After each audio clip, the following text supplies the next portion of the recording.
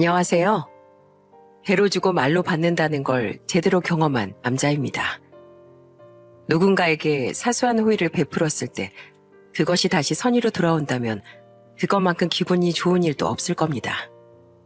50대 끝자락까지 인생을 살아오는 동안 제게 그런 일은 거의 없다시피 했었는데요. 이런 저의 삶에 최근 정말 특별하고 기묘한 그리고 가슴 따뜻한 일이 찾아왔습니다. 오늘은 그 일을 여러분들에게 이야기해볼까 합니다.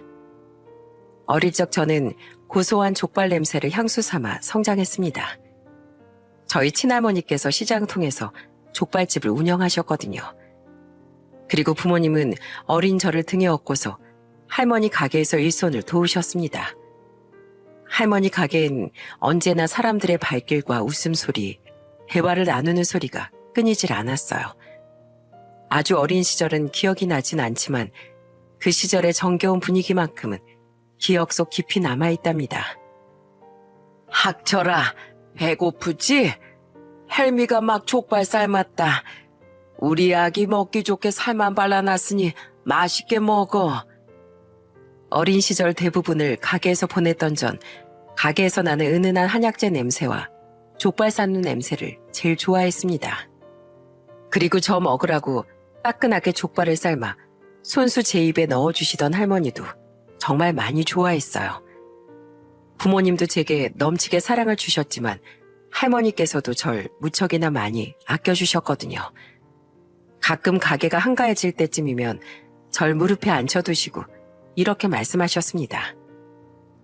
학철아, 사람은 말이여, 됨됨이가 가장 중요한 법이야. 제 아무리 돈이 많은 사람이라고 할지라도 제일 중요한 속이 비어있으면 아무짝에 쓸모없는 사람이 되어버리는 게지. 그러니 우리 학철인 속이 꽉 찬 어른이 되거라. 할미 네가 밝고 건강하게 그리고 마음이 바른 사람으로 자랐으면 좋겠구나. 약속해 줄 수 있지? 네, 할머니, 약속할게요. 손가락 꼭꼭 걸고요.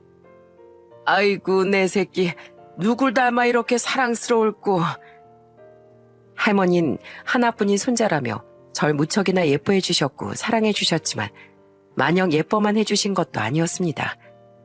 사랑을 주실 땐 한없이 사랑을 주시되 엄하실 땐 완벽한 호랑이로 변하시곤 했죠. 한날은 제가 너무 먹고 싶은 게 있어서 부모님을 붙잡고 졸랐었는데 할머니께서 그런 절 보시더니 큰 소리로 호통을 치시는 거예요. 성학철, 너 지금 나이가 몇 살인데 그렇게 떼를 쓰는 거야? 내년이면 국민학교 들어갈 나이야. 언제까지 뜻대로 안 되면 떼쓰고 짜증낼래? 혜미가 너한테 그러라고 가르치든? 할머니, 잘못했어요. 잘못했단 말은 할머니가 아니라 엄마 아빠한테 해야지. 그리고 뭘 잘했다고 울먹거려. 남잔 이런 일에 우는 거 아니다. 당장 눈물 닦지 못해? 저는 가끔 잘못한 게 있을 때마다 화를 내시는 할머니가 너무 무서웠지만 절대 제가 믿거나 싫어서 나쁜 뜻을 가지고 계셔서 소리를 치시는 게 아니라는 걸 알고 있었습니다. 할머니는 부모님만큼이나 저를 생각하고 위하는 분이셨으니까요. 무엇보다 항상 제게 화를 내시고 나면 나중에 꼭 제게 다가와 절 안아주시며 이렇게 말씀하셨어요. 학철아, 헬미가 많이 밉지? 할미는 우리 학철이가 미워서 야단을 친 게 아니야.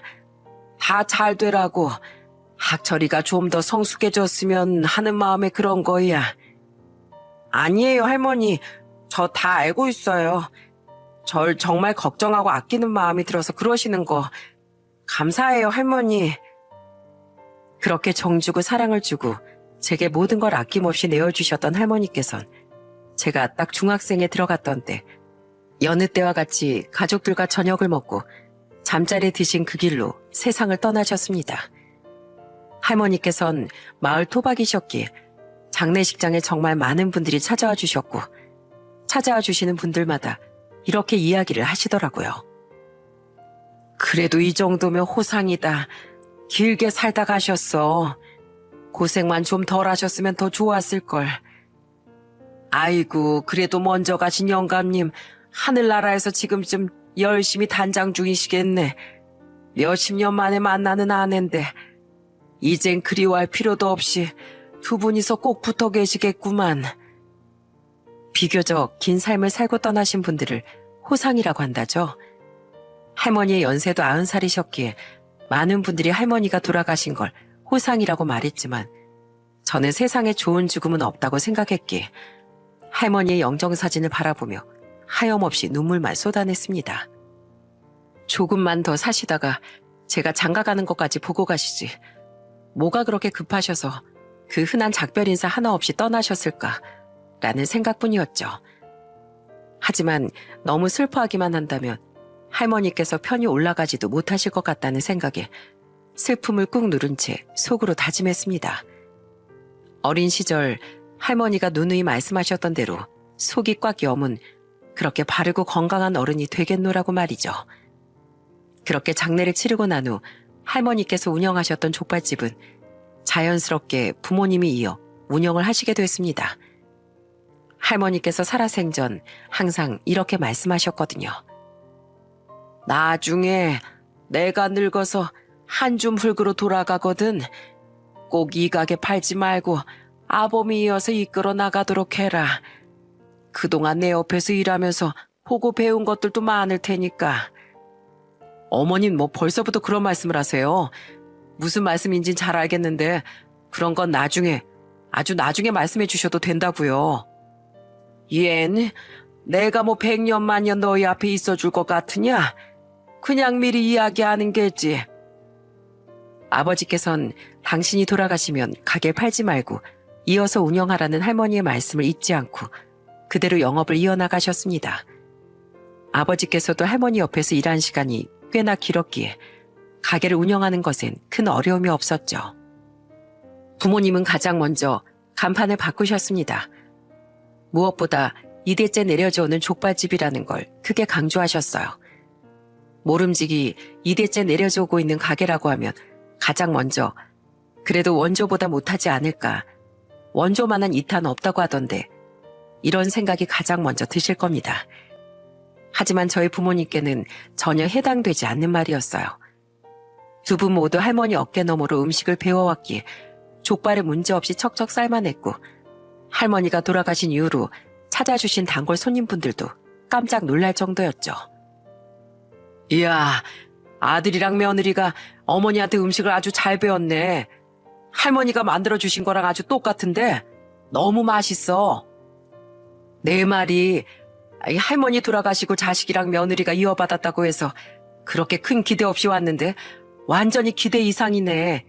하늘에서 할머니가 보고 엄청 뿌듯해 하시겠어. 별 기대를 하지 않았었는데 기대 이상이라는 말. 부모님께서 만든 족발은 모든 분들의 입맛을 사로잡기에 충분했습니다. 사실 저는 알고 있었어요. 할머니께서 만든 것처럼 맛을 내기까지 부모님께서 얼마나 노력을 많이 하셨는지 말입니다. 항상 학교를 가기 위해 아침에 일찍 일어날 때마다 방에 불은 환하게 켜져 있었고 부모님께선 주방에서 생전 할머니가 쓰셨던 노트를 펼쳐놓고 식탁에서 곤히 잠들어 계신 걸 자주 볼 수 있었습니다. 할머니께서 하셨던 음식과 맛이 다를 바가 없다는 건 그만큼 같은 맛을 내기 위해 부모님이 많이 노력하신 거라고 생각했어요. 그렇게 가게를 운영하게 되신 부모님은 밤낮 없이 정말 열심히 일을 하셨고 저도 이제 어느 정도 머리가 자랐기에 학교를 마치고 나면 부모님 가게에서 음식을 나르고 설거지를 하는 등 일손을 도왔습니다. 가게에 자주 찾아와 주시는 단골 손님들께선 부모님을 도와드리는 절 보시곤 웃으며 이렇게 말씀하시곤 했어요. 이야, 네가 벌써 이렇게 컸어? 니네 엄마 등에 업혀가지고 칭얼거리면서 울던 게 엊그제 같구만. 세월 참 빠르다 빨라. 벌써 이렇게 커가지고 엄마 아빠 일도 도와드리고 아주 기특하네. 네, 맞아요. 저희 아들이에요. 맨날 등에 업고 다니던. 많이 컸죠? 엄마 아빠 힘들까봐 학교 마치고 집에도 안 가고 이렇게 맨날 가게에 와서 음식 나르는 것도 돕고 설거지하는 것도 돕고 얼마나 기특한지 몰라요. 효자다 효자. 야, 너 나중에 니네 아빠한테 용돈 좀 올려달라 그래. 이럴 때 은근슬쩍 올려달라고 말해야지 언제 또 말해보겠냐? 안 그래도 다음 달부터 올려달라고 말씀드리려고 했어요. 아이고, 성 사장. 아들내미 하나는 진짜 야무지게 잘 키워놨네. 이런 아들 하나 있음 열 아들 안 부럽겠어. 이렇게 정말 가게는 하루하루 눈코 뜰 새 없이 바빴지만 그래도 저희 가족은 매일같이 웃음이 마를 날이 없었습니다. 학교에 갔다가 부모님 가게로 바로 나가 일을 도와드리면 공부는 언제 하는지 궁금하실 거예요. 저는 그 시간도 쪼개고 쪼개서 열심히 공부를 했고 부모님의 가게 일은 일대로 도와드리면서 누구보다 열심히 살았어요. 친구들은 이런 제 모습을 보고 이렇게 말을 하더군요. 야, 학철아, 넌 몸이 10개라도 모자라겠다. 맨날 학교 오면 공부하랴, 학교 마치면 곧장 가게로 달려가 부모님 가게를 도와드리랴. 어떻게 그렇게 부지런하게 살아? 부모님한테 자식이라곤 나 하나밖에 없는데 당연히 내가 도와드려야지. 그리고 게으르게 사는 것보단 부지런하게 사는 게 훨씬 낫다. 제가 이렇게 열심히 살아가는 건 제가 부모님이 하나밖에 없는 아들이어서기도 했지만 할머니와의 약속을 어기고 싶지 않아서도 있었습니다. 속이 꽉 찬 가치 있는 어른으로 성장하기 위한 일련의 준비운동쯤이라고 볼 수 있었죠.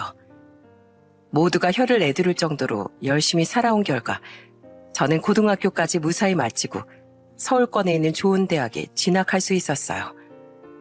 원하던 대학에 붙었다고 말씀드렸을 때 부모님께선 저를 확 끌어안고서 무척이나 좋아하셨어요.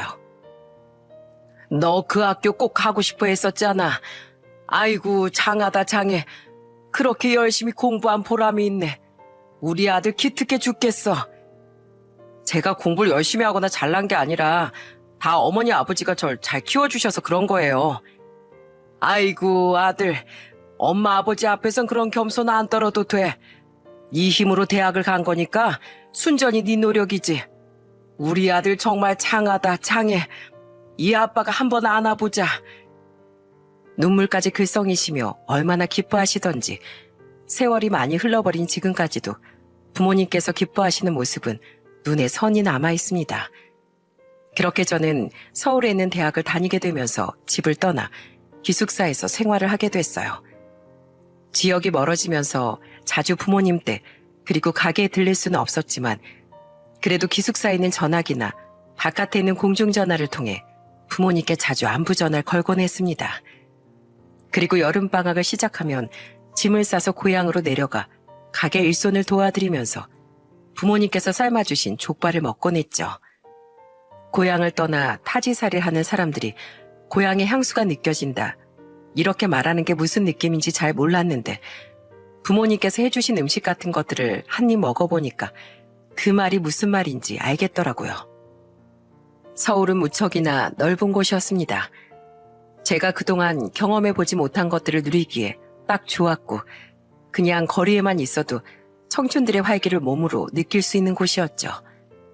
그 분위기도 참 좋았지만 조용함과 고즈넉함 그리고 편히 몸을 쉬어가기엔 고향만큼 좋은 것이 없었어요. 대학을 다니며 강의를 듣고 친구들과 밥을 먹고 시간이 맞으면 놀러도 가고 그러다 보니 어느새 저는 대학교 졸업반이 돼 있더라고요. 그리고 그 시기에 지금의 아내를 만나게 됐죠. 부끄럽지만 저는 신입생으로 들어온 아내에게 첫눈에 반하고 말았습니다. 예쁜 미소와 밝은 성격을 가지고 있던 아내는 들어오자마자 학년 전체 1등을 했고 선배들이나 동기 할 것 없이 모두와 친하게 지내곤 했죠. 알고 보니 저와도 같은 고향 사람이라 빠르게 친해질 수 있었습니다. 친구는 항상 아내를 멍하니 바라보는 절 보면서 이렇게 이야기를 하더군요. 얌마, 그 입 좀 다물어라. 팔이 들어가겠어. 넌 쟤만 보면 그냥 넋을 놓고선 해벌레하고 보더라. 그렇게 좋냐? 아니, 내가 뭐 넋을 놓고 해벌레하고 봤다고 그래. 참나, 어이가 없어서. 야, 마음에 들면 나랑 사귀자. 이렇게 확 고백을 해버려. 남자라면 모름지기 좋아하는 여자한테 화끈하게 대시할 줄도 알아야 하는 거 아니겠어? 사실 마음만 굳게 먹는다면 마음을 표현하는 것 정도는 어려운 일이 아니었습니다. 하지만 좋아하는 마음을 드러내게 되면 친한 선후배 관계로도 지내지 못하게 될까봐 망설였던 것이었죠. 그런데 놀랍게도 제가 졸업하던 날 아내는 저를 향해 먼저 마음을 표현했습니다. 알고 보니 아내도 입학하자마자 절 보고 첫눈에 반했고 속으로 몰래 마음을 키우고 있었다고 하더라고요. 일방통행이 아닌 양방통행이라는데 싫어할 사람이 어디 있을까요? 저는 그날 아내의 고백을 덥석 받아들였고 가슴 설레는 사랑을 시작했습니다. 4년이란 시간을 다툼 한 번 없이 만나다 보니 저와 아내는 서로 자연스럽게 결혼 생각을 하게 됐어요. 아내는 나의 평생에 이 사람이 있다면 정말 행복하겠다라는 생각이 들 수밖에 없는 사람이었어요. 쉽게 말하면 정말 놓치고 싶지 않은 사람이었죠. 처음으로 처갓집에 인사를 드리러 가던 날 장인어른께서 절 보고 환히 웃으시더니 이렇게 말씀하셨어요. 우리 은성이가 집에 오면 자네 얘기를 어찌나 그렇게 하든지 내 자네 얼굴을 몰라도 이름 하나는 알 정도였다니까. 그래서 어떤 놈이길래 우리 딸내미가 저렇게 좋아 죽을까 궁금했었는데 이렇게 듬직한 사이가 와서 내 기분이 아주 좋아. 자네, 내가 믿고 시집 보낼 테니까 앞으로 우리 딸 행복하게만 해줘야 하네. 아내는 처갓집에 제 얘기를 무척이나 많이 한 것 같았습니다. 장인어른의 말씀을 듣고 살짝 민망해졌지만 그와 동시에 사위로서 인정을 받을 수 있어 기분이 무척 좋았어요. 그리고 저희 부모님께서도 밝고 야무진 아내를 굉장히 좋아해 주셨습니다. 두 사람 닮았다는 말 한 번도 못 들어봤어? 네, 대학 다닐 때부터 그 소리 많이 들었어요. 둘이 웃는 입이 많이 닮았다고요. 그치? 닮은 사람들끼리 만나서 결혼하면 천생연분인 거라 악재 없이 잘 산다더라. 두 사람 내가 보기엔 정말 잘 살 것 같아. 말 안 듣거나 속썩이면 바로 우리한테 달려와. 족발 앞다리 뼈 가지고 아주 신나게 방망이질 해줄 테니까. 와, 너무 든든한데요? 오빠, 들었지? 족발 앞다리 뼈로 방망이질 당하기 싫음 앞으로 나한테 잘해? 아이고, 우리 어머니 무서워서라도 당연히 잘해야지. 걱정하지 마세요. 그럴 일 없게 평생 잘하면서 살게요. 그렇게 저희는 행복하게 결혼식을 올릴 수 있었습니다. 아내와의 결혼 생활은 더할 나위 없이 무척 행복했어요. 사랑하는 사람과 매 순간을 함께 산다는 건 이렇게나 좋은 거구나 싶은 생각이 저절로 들 정도로 말이죠. 저희 두 사람은 직장을 다니면서 열심히 돈을 벌었고 일이 유독 힘들거나 피곤한 날엔 밖에서 시원한 맥주 한 잔으로 그날의 스트레스를 싹 풀고서 함께 집에 들어가곤 했습니다. 지칠 때도 기쁠 때도 속상할 때도 옆에서 그 감정을 공유해 줄 사람이 있다는 것에 행복을 느끼며 20대의 마지막으로 첫 발을 내딛었을 때쯤 부모님께서 집으로 전화를 주셨습니다. 학철아, 너 새아가랑 저녁에 가게로 좀 와라. 오랜만에 저녁도 같이 먹을 겸 우리가 너희한테 할 얘기도 있어서 그래. 네, 알겠어요, 어머니. 저녁에 갈게요. 그렇게 어머니의 전화를 받고서 저녁에 아내와 함께 부모님의 가게로 찾아갔습니다. 그리고 부모님께서는 저희 부부를 향해 정말 깜짝 놀랄 만한 말씀을 해주셨어요. 그 말은 다름 아닌 이 족발집을 저희가 운영해 보는 게 어떻겠냐는 말이었습니다. 그런 생각은 한 번도 해본 적이 없었기에 부모님의 갑작스런 제안이 그저 당황스럽기만 했어요. 어머니, 아버지, 갑자기 왜 그런 말씀을 하세요? 무슨 일이 있으신 거예요?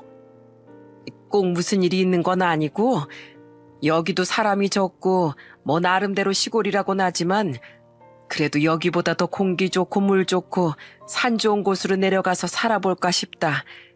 텃밭도 가꾸고 건강관리도 하고 생판 모르는 사람한테 가게를 팔긴 싫고 그렇다고 문을 닫아버리자니 생전에 어머님께서 하셨던 말씀이 생각나서 괜히 기분이 그렇더라고. 그때 생각난 게 바로 너희야. 물론 너희한테 절대 강요할 마음은 없어. 거절해도 되니까 편하게 말해줘. 어머니의 말씀을 듣고 저희 부부는 고민에 빠졌습니다. 직장에 다니면서 아쉽지 않게 돈을 벌곤 했지만 그래도 부모님이 오랜 생각을 하시고 말씀을 주신 게 아닐까 하는 생각에 어떤 결정을 내려야 할지 많은 고민이 되더라고요. 그때 옆에서 아내가 이렇게 말했습니다. 네, 저는 좋아요, 어머님. 안 그래도 어머님, 아버님 장사하시는 거 보면서 이거 되게 신기하다. 어떻게 하는 거지? 이렇게 맨날 생각했었거든요. 이것도 기회니까 한번 해볼래요. 차라리 잘 됐어요. 안 그래도 저 회사를 그만둘까 말까 생각하고 있었는데. 아내의 말을 듣고서 저도 별다른 선택지가 없다는 생각이 들더라고요. 저희 부부는 부모님의 제안을 그렇게 받아들이게 됐고 서로 다니고 있던 직장과 잘 마무리를 한 다음 부모님으로부터 가게를 인수받게 됐습니다. 29이라는 나이에 직장인 타이틀이 아닌 사장님 타이틀을 달게 된 거죠. 부모님께서는 저희 부부에게 족발 삶는 방법부터 시작해서 어떻게 삶아야 가장 맛있게 먹을 수 있는지 또 어떻게 썰어야 하는지 등 하나부터 10까지 세세한 부분들을 모두 다 알려주셨어요. 부모님께서 건네주신 할머니의 노트는 아내고 저고 너무 많이 읽어서 이젠 너덜거릴 정도였죠. 그렇게 저희 부부는 믿고 가게를 물려주신 부모님을 위해서라도 정말 최선을 다해보자고 마음을 먹었습니다. 그런데 오래된 가게를 맡아 운영하는 건 정말 쉬운 일이 아니더군요. 아이고, 놀래라. 성 사장은 어디 갔어? 안녕하세요, 아저씨. 부모님께서 다른 곳으로 이사 가셔서 이번 주부터 제가 맡아서 운영하기로 했어요. 그래? 아이고, 졸지에 3대째 운영하는 족발집이 되어버렸네 그래. 우리늘 먹던 걸로 줘. 뭔지 알지? 네, 앉아 계시면 금방 가져다 드릴게요. 아무래도 단골 손님들이 오시면 음식의 맛을 누구보다 잘 알고 계시기 때문에 긴장이 될 수밖에 없잖아요. 그래도 저와 아내는 부모님께서 가르쳐 주신 대로 하면서 최선을 다해 음식을 만들었습니다. 그런데 단골 손님들께선 인상을 팍 찌푸리시며 저희에게 이렇게 말씀을 해주시더군요. 아, 이게 뭐야? 족발 껍데기가 너무 질겨. 할머니랑 성 사장이 만든 건 이렇지 않았었는데 맛이 뭔가 많이 부족해. 연구를 좀 더 해야 되겠어. 사실 이런 말을 손님들께 처음 들은 건 아니었습니다. 가게 사장이 저희 부부로 바뀌고부터 대부분의 손님들께선 저희 가게 음식을 마음에 들어하지 않으셨고 단골 손님들마저 그렇게 마음에 안 든다고 말씀을 하시는 통에 그날부터 아내와 함께 어떤 부분이 문제인지 열심히 연구를 하기 시작했어요. 밤새 잠도 못 자면서 레시피를 들여다보는 아내를 보며 괜스레 짠한 마음이 들기도 했습니다. 미안해. 당신이 고생이 참 많다. 후회하지 않아? 가게 시작해 보겠다고 한 거. 여보, 이건 오로지 내가 먼저 선택한 길이고 회사를 그만둔 것도 또 어머님 아버님의 물음에 먼저 해보겠다고 대답한 것도 나야. 그러니까 나 후회 같은 거 절대 안 해. 그리고 당신이 미안할 게 뭐가 있어? 어디서 봤는데 사람은 몇 번이고 넘어졌다가 다시 일어서는 동물이래. 우린 처음이잖아. 그러니까 이런 시행착오를 겪는 건 당연한 거야. 이렇게 계속 넘어지다 보면 언젠가 성공하게 돼 있으니까 우리 힘내보자. 그때 느꼈어요. 내가 사랑에 빠졌던 그 모습이 지금까지도 변하지 않고 여전하다는 것을요. 아내의 말은 제게 많은 힘과 위로가 됐고 그렇게 저희 부부가 밤낮 없이 열심히 연구하고 만들고 또 실패하고를 반복한 끝에 그래도 그나마 먹을 만한 족발을 만들어낼 수 있었어요. 그렇게 우당탕탕 시행착오를 여러 번 거쳐 안정기에 접어들어 장사를 이어나가던 어느 날 바깥에서 어떤 손님이 헐레벌떡 가게 안으로 뛰어들어오셔선 다급히 절 부르시며 이런 말씀을 하시는 겁니다. 사장님, 밖에 포장용으로 진열되어 있는 족발 말이에요. 어떤 아이들이 그거 2팩 들고 도망갔어요. 저는 그 소리를 듣고 급히 바깥으로 나갔습니다. 그리고 족발을 들고 사력을 다해 뛰는 2명의 아이들을 발견할 수 있었어요. 하지만 어리다고 해서 절대 봐주거나 눈 감아줄 생각은 없었습니다. 그래서 아이들이 달려가는 그 길을 따라 저도 열심히 달렸고 얼마 가지 않아 족발을 훔쳐간 아이들을 잡을 수 있었어요. 그런데 제게 잡힌 아이들의 행색은 말 그대로 거지꼴이라고 부르기에 충분했습니다. 머리 며칠 안 감은 건지 떡이 져서는 잔뜩 엉켜있고 옷은 얼마나 안 빨아입은 건지 지저분해져 있었으며 얼굴엔 떼국물이 줄줄 흐르고 있었어요. 누가 봐도 형편이 어려운 아이들이구나 싶은 생각이 들었습니다. 아이들은 제게 붙잡히자마자 바로 무릎을 꿇고 손이 발이 되도록 빌면서 눈물을 펑펑 흘리며 이렇게 말했습니다. 죄송해요, 사장님. 저희가 며칠 전부터 아무것도 못 먹어서 배가 너무 고파서 저희도 모르게 그랬어요. 죄송해요. 한 번만 용서해 주세요. 잘못했어요, 아저씨. 한 번만 봐주세요. 엉엉 우는 아이들을 보면서 저는 굉장히 안쓰럽다는 생각이 들었습니다. 얼마나 배가 고팠으면 족발을 훔쳤을까 하는 생각도 들었고 말이죠. 어린 아이들을 상대로 일을 복잡하게 만들고 싶지도 않았기에 저는 무릎을 꿇고 있는 두 녀석들을 일으켜 세운 다음 조용히 저희 가게로 갔습니다. 그런데 녀석들은 너무 놀라서인지 계속 안으로 들어가지 않으려고 뒷걸음질을 치더라고요. 왜? 너희한테 내가 일이라도 시킬까봐 그래? 니네가 가지고 도망간 그 족발 니네가 가지고 가서 먹어. 그리고 안으로 들어와. 따뜻한 족발 맛은 어떤지 보여줄 테니까. 진짜 들어가도 돼요? 뭐 따라오기 싫으면 지금 당장 파출소로 가던지. 아이들은 파출소라는 말에 깜짝 놀라 곧바로 제 뒤를 따라 들어왔습니다. 이럴 때 보면 아이들은 참 순수한 것 같다는 생각이 들더라고요. 마침 손님이 없는 시간이었기에 아이들을 자리에 앉혀둔 다음 따뜻한 족발을 그릇 가득 썰어서 내줬습니다.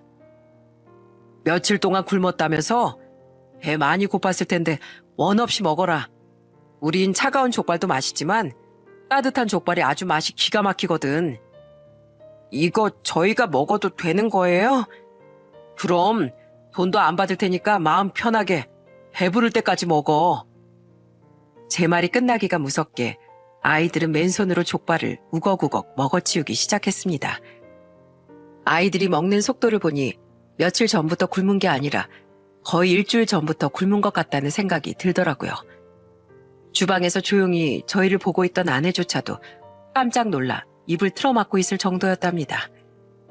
그렇게 20분 정도의 시간이 지나고 아이들은 빈 그릇을 들고 주방으로 찾아와 저희 부부를 향해 감사하다며 배꼽 인사를 하더군요. 저는 그런 아이들을 보고 웃으며 이렇게 말해줬습니다. 다음에 혹시라도 또 밥을 제대로 못 먹어서 배가 너무 고프거든 이 아저씨 가게로 찾아와. 그러면 아저씨가 맛있게 족발 만들어줄 테니까. 알겠지? 아이들은 제 말에 조용히 고개를 끄덕였어요. 뭔가 사정이 있는 것 같았지만 괜히 아픈 상처를 건드릴까봐 물어보지 못했어요. 그렇게 아이들과 처음 만나고 2주일 정도의 시간이 흘렀을 무렵이었습니다. 오픈 준비를 하러 아내와 함께 가게로 향하고 있는데 가게 옆에 있는 문구점 쪽이 무척이나 소란스러운 겁니다. 무슨 일인가 싶어 다가가 보려던 그때였어요.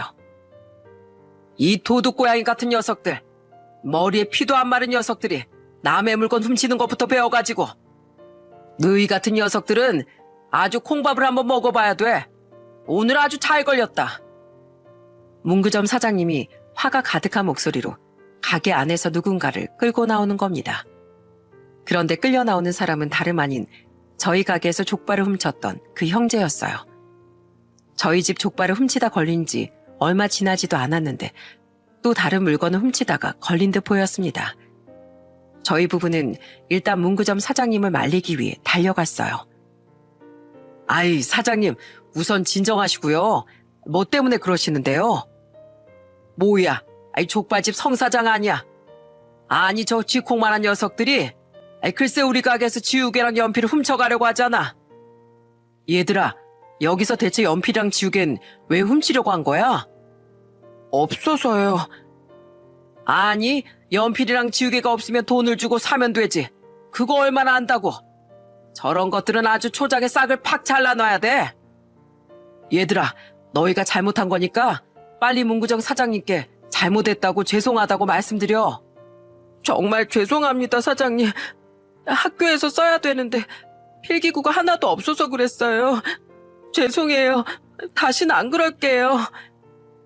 아이들은 울먹거리는 목소리로 문구점 사장님께 사과를 드렸고 잔뜩 화가 나 계셨던 사장님께선 아이들이 울먹거리며 사과를 하니 할 말이 없다며 한 번만 더 같은 짓을 했다간 그땐 정말 파출소로 데려가서 콩밥을 먹여버릴 거라고 으름장을 놓으시곤 다시 문구점 안으로 들어가셨습니다.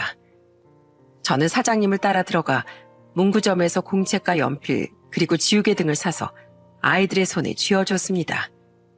그리고 문득 궁금해졌어요. 아이들은 대체 어떻게 살고 있길래 이렇게 계속 물건에 손을 대고 다니는 건지.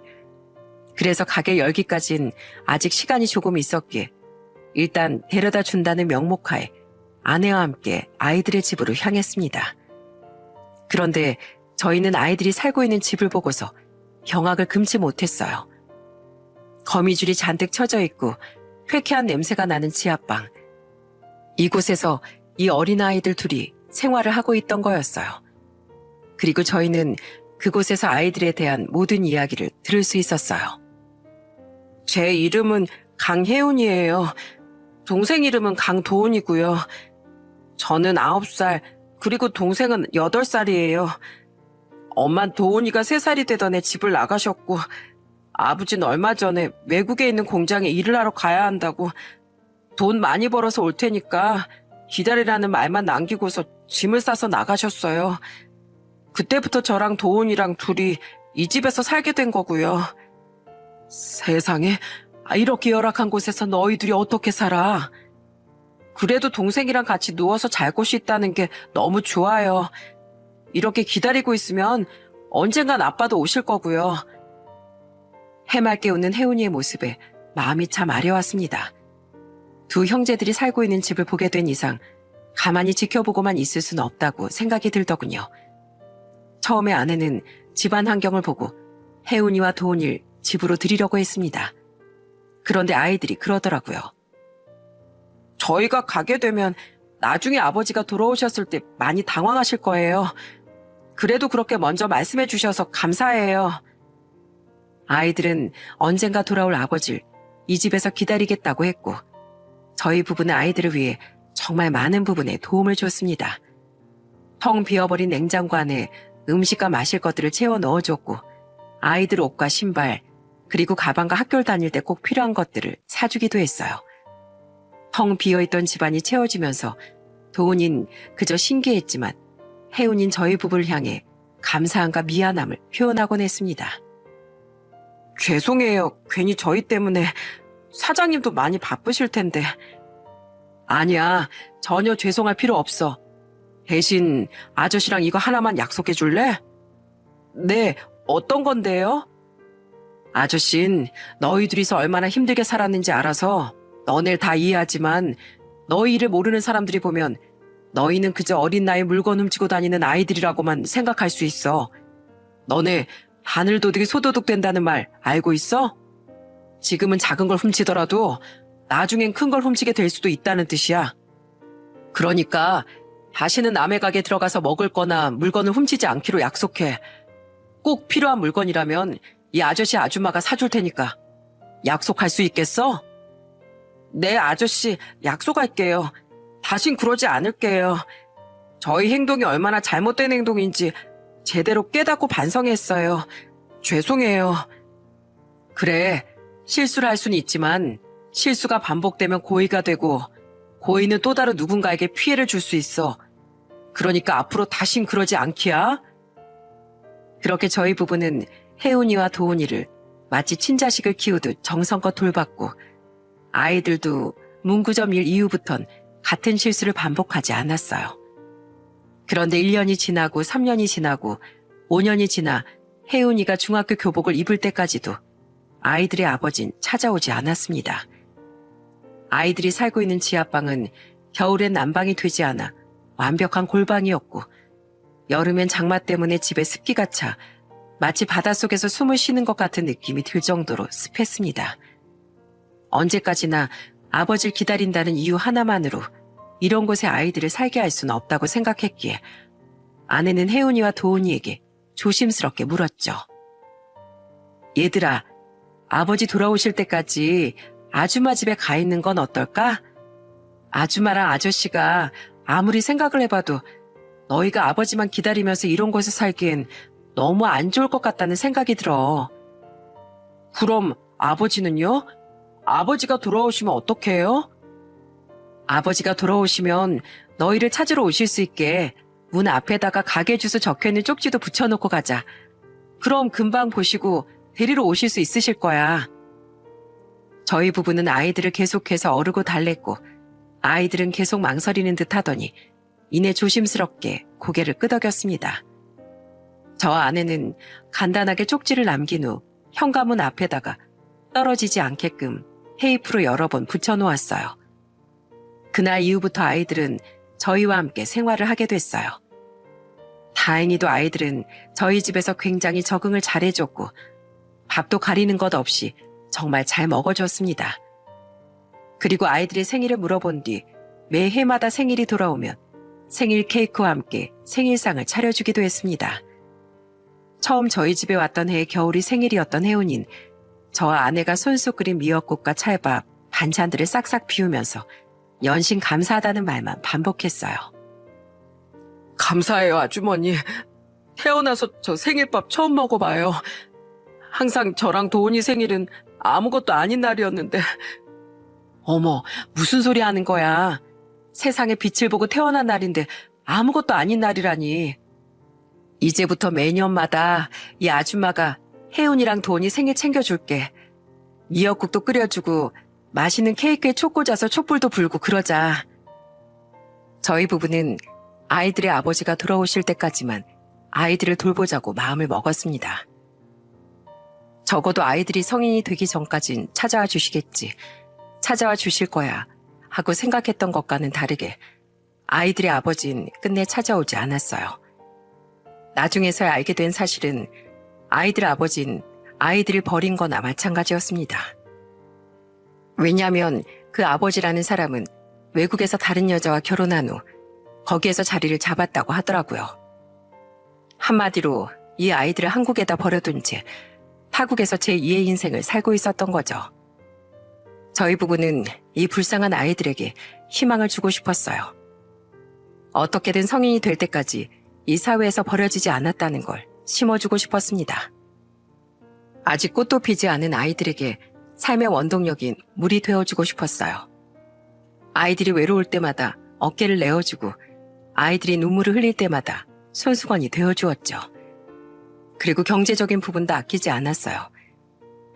대학에 들어가면 등록금 내어주고 학비, 책값 모든 부분을 내 자식이라고 생각하며 후원을 해주었습니다. 그런 덕분인지 아이들은 건강하고 바른 청년으로 잘 성장해줬습니다. 특히나 혜윤인 영특했기에 서울에 있는 좋은 대학으로 갈 수 있었고 도훈이도 수능을 친 이후 대학에 진학할 수 있었어요. 함께 많은 시간을 보내다 보니 저희 부부 아이들은 어느 순간부턴 부모와 자식이 돼 있었습니다. 아저씨, 아주머니, 두 분 다 혈압도 있으시고 당뇨 증상도 있으니까 음식 가려서 드시라고 했잖아요. 이렇게 짜고 단 음식들은 몸에 해롭다고 몇 번을 말씀드려요. 자꾸 이러시면 저희 취업도 안 하고 매일 놀고 먹을 겁니다. 아이고, 알았어. 이것들이 이젠 우릴 갖고 놀아요. 그래, 고맙다, 고마워. 이젠 약속 지키마. 내가 아주 너희들 무서워서 건강 챙기면서 100세까지 만수무강하겠구나. 꼭 약속 지키시는 거예요? 지금까지 우리들 잘 보살펴드렸으니까 오래오래 사셔야 저희들에게 효도 받으실 수 있잖아요. 저희는 아주머니 아저씨께 받은 은혜 평생 갚고 살고 싶어요. 그러니 오래오래 사셔야 돼요. 아셨죠? 오래전 배가 고파 우리 가게에서 족발을 훔쳐갔던 그 아이들은 이젠 훌륭하게 자라 우리에게 없어서는 안 될 아이들로 성장했습니다. 그 후 큰애는 대기업 건설사에 취업을 했고 작은애는 공무원이 되어 우리를 기쁘게 해줬습니다. 아저씨, 이거 선물이에요. 받아주세요. 아이고, 이게 뭐냐. 오늘 첫 월급 받았습니다. 그래서 내복 사왔어요. 예전엔 첫 월급 받으면 부모님께 빨간 내복 사준다고 하던데 빨간 내복 사드리면 안 입을 것 같아서 요즘 트렌드에 맞게 사왔습니다. 백화점에서 제일 비싸고 좋은 걸로 샀으니까 이 겨울엔 이 내복 입고 따뜻한 겨울 보내세요. 그래, 고맙다, 고마워. 아이, 올겨울은 감기 걸릴 일도 없겠구나. 근데 이 봉투는 뭐야? 월급 받은 것 중에서 50% 넣어드렸어요. 이젠 월급 받으면 절반 아저씨 아주머니께 드리려고요. 그러니 받아주세요. 아유, 아니다, 아니야. 너희가 힘들게 벌어서 받은 돈인데 우리가 어떻게 받니? 이 돈들 모아서 너희들 쓰도록 해라. 마음이라도 우린 고맙고 감사하구나. 이렇게 강하게 거절했지만 아이들도 뜻을 굽히지 않았습니다. 그래서 어쩔 수 없이 받을 수밖에 없었어요. 그래서 우리 부부는 이 돈을 모아 아이들이 결혼할 때 보태주기로 했습니다. 이렇게 아이들과 소소한 마음을 나누며 살아가는 것이 저희 부부의 낙이었어요. 그렇게 시간이 흘러 우리 부부도 여느 때와 다름없이 족발집 장사를 운영하고 있던 어느 날 30년 동안 알고 지낸 친구에게서 연락이 왔습니다. 저에게 두툼한 사업 계획서를 가지고 오더니 체인점을 내보지 않겠냐는 제안을 하더라고요. 그 친구는 머리도 똑똑하고 사업도 많이 했던 친구라 신뢰가 가는 친구였습니다. 그 친구는 제게 이렇게 이야기를 하더군요. 야, 시대가 변했어. 우리 젊었을 때처럼 그냥 눈에 보이면 들어가고 나가고 이런 시대가 아니라고. 언제까지 이런 변들이 동네 족발집으로만 남을래? 네 족발집 정도면 이 대한민국에서 돈을 쓸어 담을 수 있다니까. 아유, 이 사람아, 시대에 맞게 성장을 해야지. 아, 그래? 근데 체인점 하면 돈이 조개 많이 들 거 아니야? 2억이면 돼. 내가 이미 시장 조사 다 끝내놨어. 내가 책임지고 제대로 비워줄 테니까 더도 말고 덜도 말고 딱 2억만 투자하면 아주 남은 인생 돈방석길만 걷게 만들어줄게. 무슨 말인 줄 알았지? 2억? 좀 부담스러운데? 우선 당장은 결정하기 힘들 것 같고 생각을 좀 해볼게. 조그만 시간을 줘. 그렇게 전 친구를 보내고 아내와도 의논을 했습니다. 아내 또한 우리 족발집을 전국적으로 알릴 수 있다는 사실에 긍정적으로 생각을 했어요. 그리고 그 친구와도 오랫동안 인연을 닿았기에 믿어 의심치 않았어요. 그리고 다음 날 저희는 아이들을 불러놓고도 얘기를 했습니다. 만약에 족발 체인점을 시작한다면 당연히 아이들도 알아야 되는 문제였으니까요. 얘들아, 아저씨하고 아줌마가 족발 사업을 한번 해볼까 생각 중이거든. 너희들은 어떻게 생각하니? 네? 족발 체인점을요? 물론 우리 족발집이 맛이 끝내주긴 하지만 뜬금없이 체인점이라뇨. 요즘 체인 사업 잘못해서 망한 업체들 한두 개가 아닌데 잘 알아보시고 결정하신 거 맞으세요? 내 친구 중에 대광이라고 사업하는 친구가 있거든. 그 친구가 2억만 투자하면 우리 족발집을 전국에 널리 알려주고 돈도 벌게 해주겠다고 하더라고. 솔직히 돈보다도 우리 족발을 많은 사람들이 먹어주는 모습을 상상하니 생각만 해도 뿌듯해지더라고. 그래서 한번 해보려고. 2억이요? 그렇게 큰 돈을 어디서 구하시려고요? 지금까지 노후자금으로 모아둔 돈이 있으니까. 저는 이렇게 아이들에게 하나씩 얘기하기 시작했습니다. 그런데 아이들의 표정은 이상하리만큼 좋지 않아 보이더라고요. 그러면서 저희에게 이런 말을 하더군요. 아저씨는 친한 친구분이어서 잘 판단이 안 서실 수 있지만 생판 얼굴도 모르는 저희 입장에서 봤을 때 100% 사기꾼 같아 보여요. 보통 체인점 같은 경우엔 브랜드가 어느 정도 잡혀있는 상태에서 점점 범위를 넓혀가는 게 일반적인데 갑자기 돈방석에 앉게 해주겠다고 그렇게 큰 돈을 요구한 건 의심부터 드는데요. 돌다리도 두들겨보라고 제가 잘 알아볼 테니 그 아저씨 사업체하고 주소 좀 알려주세요. 저도 동감이에요. 우선 저희가 돈을 써서라도 잘 알아볼 테니 아저씨 아줌만 계속 그분에게 생각해 본다고 하시고 저희가 알아볼 때까지 절대로 돈 주지 마세요. 아셨죠? 아이들은 저희에게 신신당부를 했습니다. 그리고 일주일 정도가 지났을까요? 아이들은 제게 전화와선 사업을 제안했던 친구를 한번 소개시켜달라고 하더군요. 얼굴 한번 보고 싶다면서 말이죠. 그래서 저는 그 친구를 불러 식사 자리를 준비했습니다. 안녕하세요. 체인점 제일 하셨다고 들었습니다. 그 말을 듣고서 궁금한 거 몇 가지가 생겨서 이렇게 뵙자고 했어요. 바로 여쭤봐도 괜찮을까요? 예. 궁금한 거 물어볼 수 있지. 근데 궁금한 게 뭐야? 보통 체인점 같은 경우엔 유명한 브랜드를 중심으로 퍼져나가는 구조라고 알고 있는데 이미 브랜딩화가 된 가게를 위주로 체인점을 내는 거면 이해하겠지만 삼촌 가게 같은 경우엔 브랜딩화는 물론이고 그렇게 인지도가 막 많지도 않은 가게인데 어떻게 체인점을 내주시고 또 어떻게 성공을 시켜주시겠다고 한 건지 궁금해서요.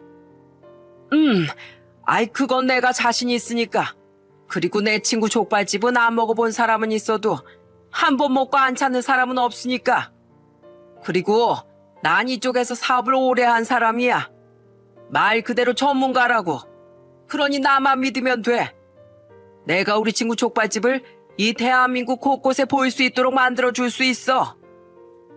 마음은 감사하지만 잘 될지 망할지 한 치 앞도 모르는 상황에서 무조건 성공할 거라고 2억을 투자하라고 하시니까 그게 좀 이상해서 여쭤보는 거예요.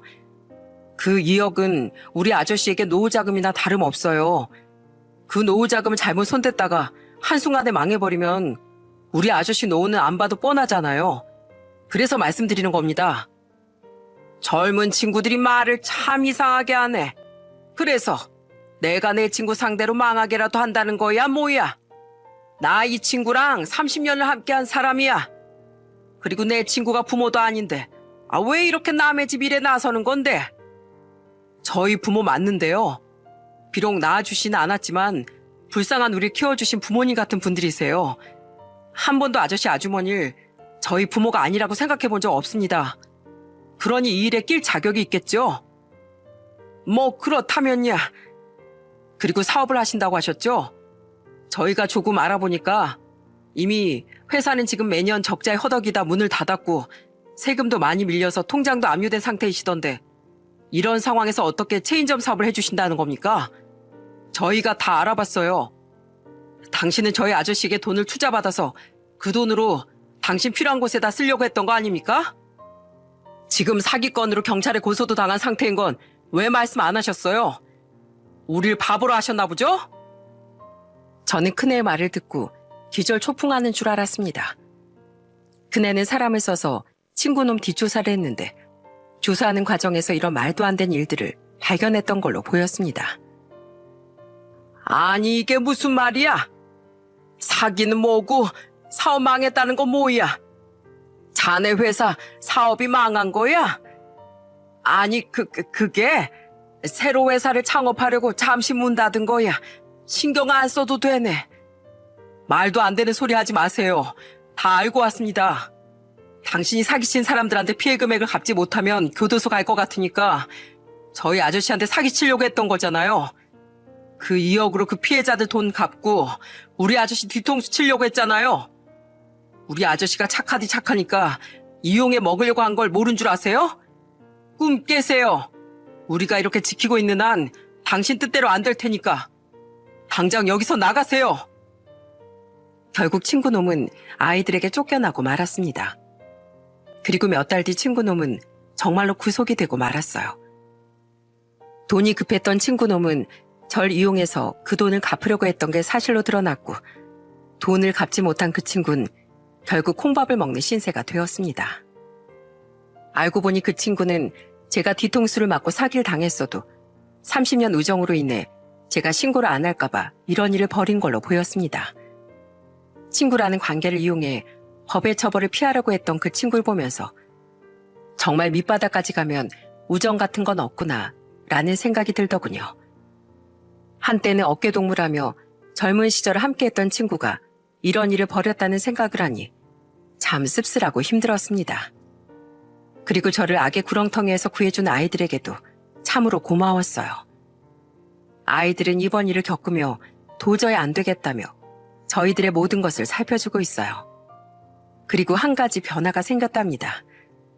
지금까지 계속 아저씨 아주머니라고만 불렀었던 아이들은 이젠 아버지 어머니라고 부르고 있어요. 이유는 없다고 했습니다. 항상 본인들 마음속에선 우리가 부모님이었다고 하더군요. 부르기가 힘들었을 뿐이지 항상 아버지 어머니라고 생각을 해왔다고 했습니다. 처음으로 아버지라고 부를 때 얼마나 눈물이 나던지 아마도 우리 부부가 진심으로 듣고 싶었던 말이 아닐까 싶었네요. 아버지, 요즘은 이상한 걸로 유혹해오는 나쁜 사람들 없으시죠? 있으면 꼭 말씀해 주셔야 돼요. 오냐, 알았다. 너희들이 그랬잖아. 첫째도 사람 조심, 둘째도 사람 조심. 내가 살아보니 무조건 착하게 행동하면 그걸 이용해 먹는 사람들이 많은 것 같더구나. 조심하마. 니네 덕분에 우리 노후자금을 건질 수 있었어. 네, 요즘 먹고 살기가 힘든 세상이다 보니까 가족들 간에도 돈 때문에 싸우고 연 끊고 하는 세상이에요. 그러니까 특별히 조심하셔야 돼요. 그리고 아버지, 저 소개시켜 줄 사람이 있습니다. 소개시켜 줄 사람 누구? 아버지 며느리 될 사람이요. 큰애는 벌써 결혼할 나이가 되어 며느리를 소개시켜 줬습니다. 참하고 인상이 좋은 아가씨였어요. 우리 가게에서 족발을 훔쳐먹던 아이가 이렇게 훌륭하게 성장해서 결혼을 한다고 하니 얼마나 뿌듯하고 눈물이 나던지요. 전 제 아들을 그동안 고생 많았다며 꼭 안아줬습니다. 그래서 지금은 결혼식 날인 9월 14일만 기다리고 있는 중이랍니다. 제가 살아오면서 참 잘한 건 단언컨대 이 아이들에게 손을 내민 것이 아닐까 생각합니다. 내 작은 손길이 이 아이들에게 기적을 선사해 준 것만 같아 너무나 행복한 하루하루를 보내고 있습니다. 이 아이들로 인해 저도 기적을 선사받았고요. 우리 아이들과 남은 인생을 건강하고 잘 살 수 있도록 많은 응원 부탁드립니다. 여러분들께서도 주변에 어려운 사람들을 만난다면 한 번쯤 손을 내밀어 주세요. 내가 내민 손은 누군가에겐 생명의 손길이 될 수도 있고 또 누군가에겐 인생이 통째로 바뀌는 가장 큰 기회가 될 수도 있으니까요. 제 사연은 여기까지입니다. 끝까지 들어주셔서 진심으로 감사합니다.